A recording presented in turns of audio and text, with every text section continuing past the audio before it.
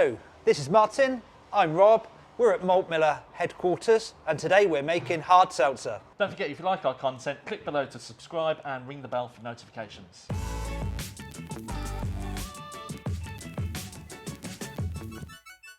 So Rob, what is hard seltzer? Basically it's fermented sugar water that has fruit flavourings in it. So it'll be a clear liquid, fizzy clear liquid, and you can flavour it with any fruit flavourings that you like. So you can bottle or you can keg, but you add that flavour in, and it's normally a fruit flavouring that you add before it's packaged. Okay, well why would I want to drink this instead of beer? It's just an alternative. It's kind of lighter than beer. It might suit more people. It's obviously got no malt in it, so if you've got any type of allergy or anything for beer, this is an alternative. It's just a nice, light, refreshing, summery, alcoholic beverage. But it's still brewed like a beer, so you're using... It's a brewed product. Yeah, we're using sugar water, but we're using a yeast and we're fermenting it exactly the same as we would ferment a beer, which is great because if you can make a beer kit at home, you can make seltzer. So Rob, I've seen these seltzers in the supermarket here and over in the States. Tends to be two types, so the type we're doing is the brewed type, not the type where it's vodka with a mixer in a can. Yeah, no, we're not doing that. We're literally making a sugar wash. So we're fermenting sugar with water, with a Kveik yeast actually. Okay, why the Kveik yeast? Because it leaves a really clean product. What we're actually looking for, we don't want any yeast nature to this product at all. We want it to be as clean as possible. And remember that the seltzers are crystal clear as well. So we want to ferment it as clean as possible. So we end up with a really clean final product that we can add the fruit flavourings to, really carbonate it so it's really sparkling, fresh product. So neutral product, add whatever flavour I like, yeah, and then enjoy it on a hot day. Exactly that, and it's a real bonus because out of one batch, you can separate it before you package, and you can add different flavourings to it. So Rob, talk us through the ingredients to make this seltzer. This is one of the things that's so good about it. It is really, really simple. So we're making a sugar wash. We're basically using brewing sugar.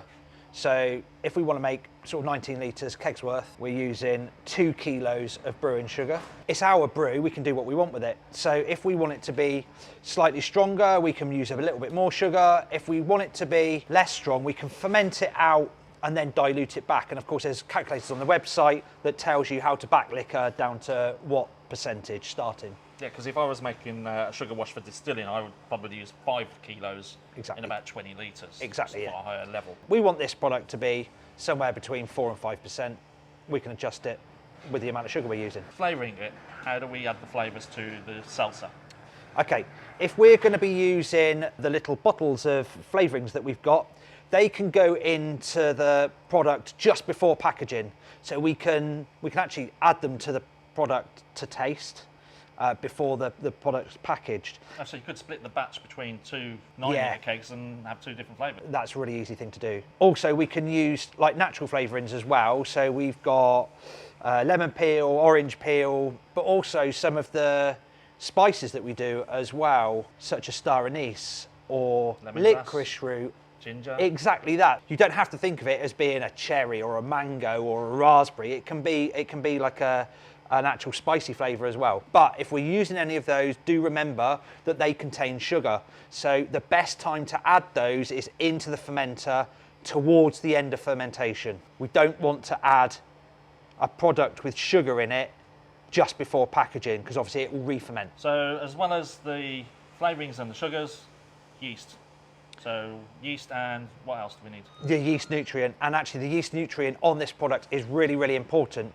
When we're brewing a beer, although we sometimes do still use yeast nutrient, the malt and the ingredients that we're putting into the beer contains the nutrients that the yeast needs. Obviously, we're only using sugar, no nutrients in that whatsoever. So it is really heavy on the yeast nutrient. Amiga do a specific nutrient for seltzer production. That's the proper seltzer product. Exactly that. The yeast we're going to use is the Lutra Kveik yeast. Now we can ferment that from 22 right up to way into the 30s. We would suggest fermenting it at a lower temperature because we want a nice clean fermentation without any yeast profile. I reckon about 22. If we were to look at using other yeasts, are there other options? Yeah, of course there are, and this is the fantastic thing about Homebrew. It's our brew. we can do what we want with it. And we know that yeast adds a massive flavour profile to the final product. I know that it can be done with champagne type yeasts that are also clean and very, very dry, but why not use something like a Saison yeast? And it's possible that you can add those flavours that come from those esters that are produced by those yeasts. So the fruity spiciness to banana-y clove, perhaps, yeah. Okay then, Rob, let's get our kit together and get started. Sorted. Okay, Rob, so do you want to just talk through what we've done so far?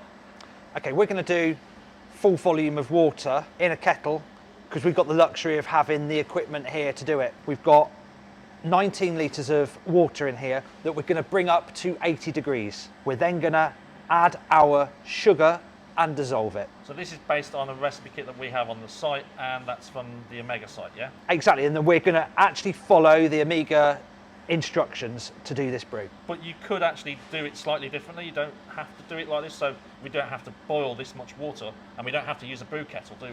No, that's the fantastic thing about homebrewing. We can go completely off-piste, and there's a lot of people that wouldn't do it using this method. They would just bring 3 litres, for example, of water up to a temperature that will be suitable for dissolving the sugar, and then they can back liquor with as much water as needed. Yeah, because that's like what I would do if I'm making a sugar wash at Exactly, home. and if you're familiar with making a sugar wash, then that's exactly what you're doing. So we're going to bring this up to 80 degrees and then add the sugar. Exactly. So once we've got to 80 degrees, we're going to add the sugar. What's next after that, Rob? We're then going to bring it to the boil, and we're going to boil it for 10 minutes. Okay.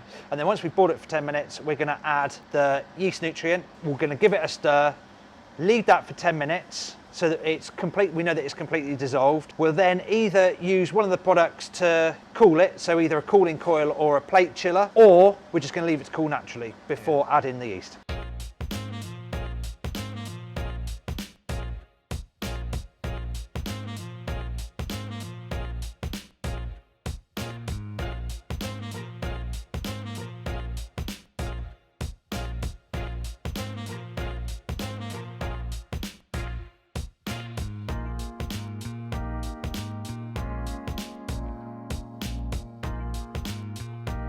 So that's about the easiest homebrew we've ever done. We've added the yeast nutrient, boiled it for 10 minutes. Now we've just got to chill it down.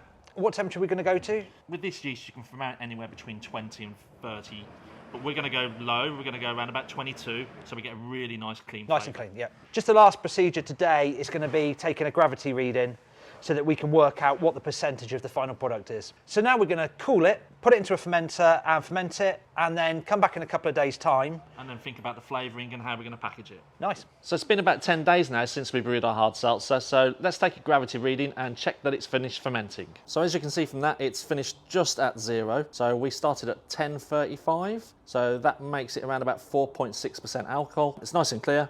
So the next job now is to package it up, and we're going to package it in 2 different kegs so we can do 2 different flavours. So we've sanitised our tap, sanitised some silicone tubing, which we're then going to attach to the tap. We then have our kegs, which have been cleaned and sanitised. Just going to degas that.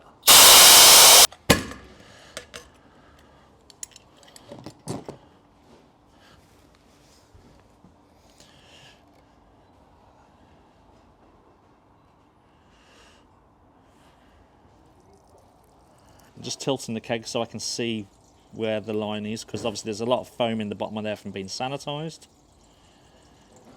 And we've got the tube going to the bottom to try and prevent any more foaming. So that's both our kegs filled, so we're just going to swap this one out now. Just going to pop the lid back on to stop anything from going in there.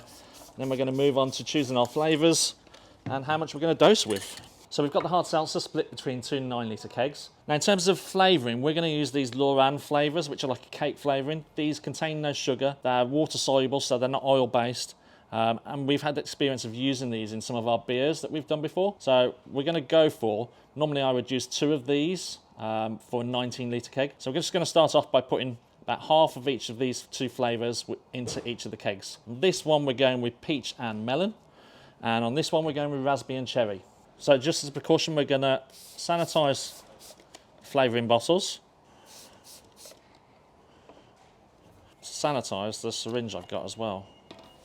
I'm going to take my first dose, which is going to be 2 ml from this flavouring. which is the peach one.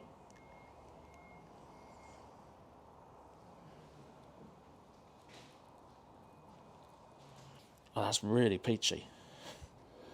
I might actually just reduce that down a little bit, because what you can do is you can always add less, but you can't take it away once you've added it.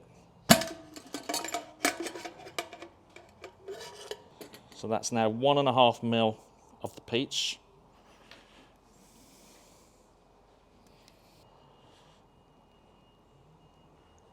And that's about 1.8 of the melon. Now, from experience with these flavourings, they will taste more intense the first time you mix them.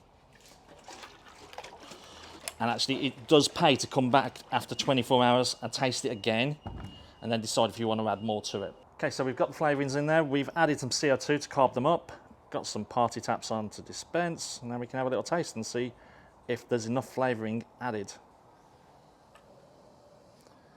You can certainly smell some of the flavour.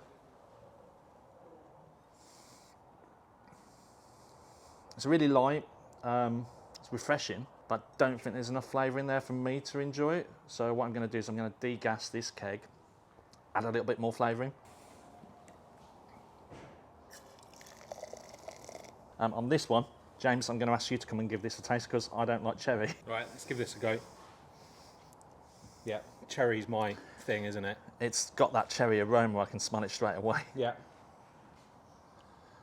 I think a bit like yours, like there's definitely the raspberry comes through, the cherry not so much. Okay. Maybe we need to add more cherry, but not add any more raspberry for Okay. my flavour and for my palate. Well, that's it. You can flavour it to your own palate and your own choice. So we've now added some more flavour into both of the kegs, so put some CO2 back on. It's time for another taste.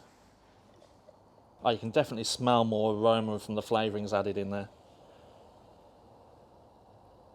Oh, that's really nice. Can't believe that's just sugar and flavouring. You know, on a like really hot day, this ice cold. Right, James, you better come and taste the cherry one, which I'm not going to taste. The foamy boy. Right, come on then. So you added all of the...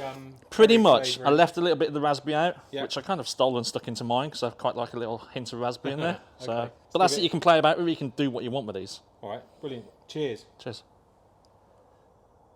Far more cherry flavour, which is exactly what I wanted. The raspberry's still there. Like you say, ice cold. Hot summer's day, which hopefully is on its way. Kind of reminds me of like Tops and, you know, kind of like those drinks you used to have as a kid, Panda Pops and things like that. Yes, but with more alcohol. Yeah, 4.6%. Exactly. Hides it well.